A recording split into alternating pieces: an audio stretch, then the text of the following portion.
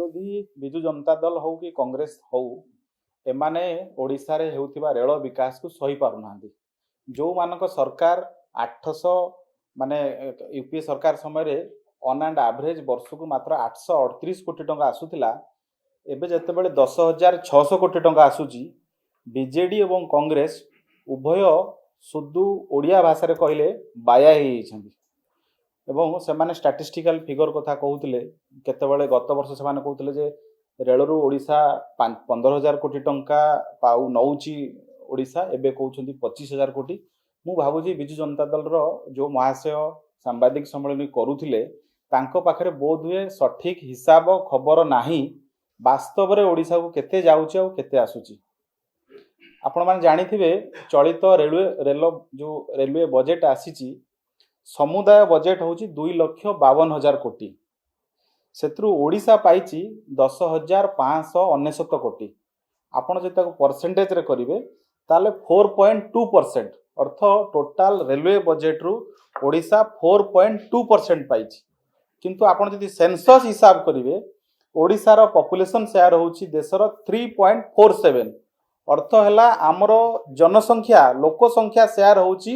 3.47 किंतु rail budget बेले आमे पाउचु 4.2% ता माने हैला जनसंख्या आधार रे ओडिशा रेल रे अन्य राज्य मानक ठारू ओडिशा को आलोकेशन अधिक आसुची बोध हुए बिजु जनता दल रो जो बंधु आज सांबादिक सम्मेलन करूथिले बा अभियोग करूथिले से बोध हुए हिसाब किताब करी नाहंती तरबरिया भाव में आसिकरी गणमाध्यम आगे कही दलीय चाप थाई पारे एवं खोर्धा रोड मु आपन को ओडिशा रे किभली रेल विकास होउची द्रुत गति रे आगौची खोर्धा रोड रेलवे जो प्रकल्प चलची खोर्धा रोड बलांगीर सी 1994 मसीह से प्रकल्प अनुमोदन होईची सेते बेले किए सरकार थिला ता परवर्ती समय किए सरकार थिला कांग्रेस दल सरकार थिला ओडिशा रे बिजु जनता दल सरकार थिला केंद्र रे मध्य कांग्रेस दल सरकार थिला बिजु बाबू मध्य से समय जते बेले झुला सरकार थिला से समय मध्य जनता दल सेते बेले शामिल थिला Khordha road railway Khordha road आ बलांगीर जो प्रकल्प 306 किलोमीटर टोटाल सेत्रु 245 किलोमीटर काम सरी गलानी 80% काम खोर्धा रोड रेलवे जो खोर्धा रोड बलांगीर रेल प्रकल्प काम सरी जाइछि ये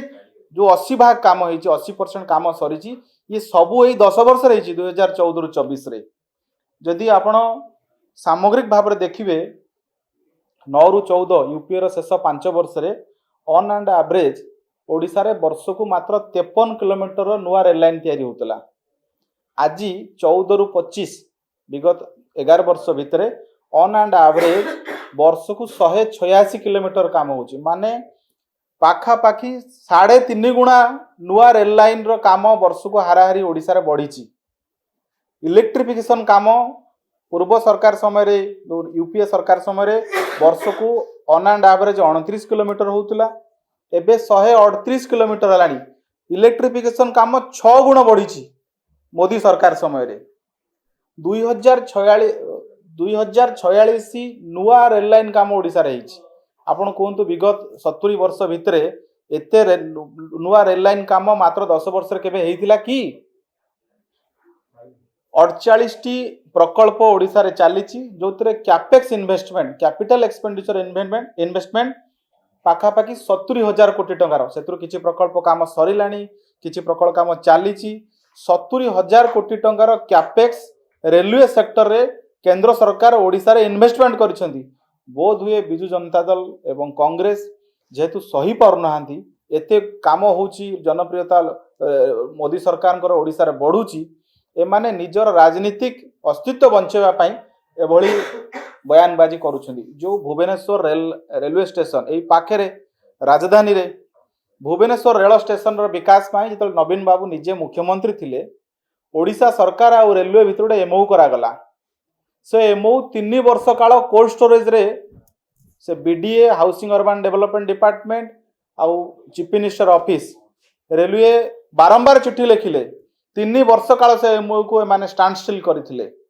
परवर्ती समय केंद्र सरकार निष्पत्ति नेले निजे 100% रेल स्टेशन रो विकास रो काम धरले आज देखंतु भुवनेश्वर रेल स्टेशन को भली भाबरे काम आगेछि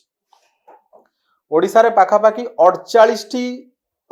59 69 रेलवे स्टेशन रो मॉडर्नाइजेशन होईछि सेतरे खोर्धा रोड अछि पुरी अछि संबलपुर अछि एवं ए रेल स्टेशन रो किभଳି विकास होईछि आपण निजे देखुथिबे कोभଳି विशाल आ भव्य रेलवे स्टेशन तयारी होईछि तेणु रेल विकास सबु बेले मोदी सरकार प्राथमिकता रे ओडिशा रही आसीछि एवं बिजु जनता दल कांग्रेस केवल राजनीति रोटी शिखिबा पय एभଳି बयानबाजी करूछन्ति।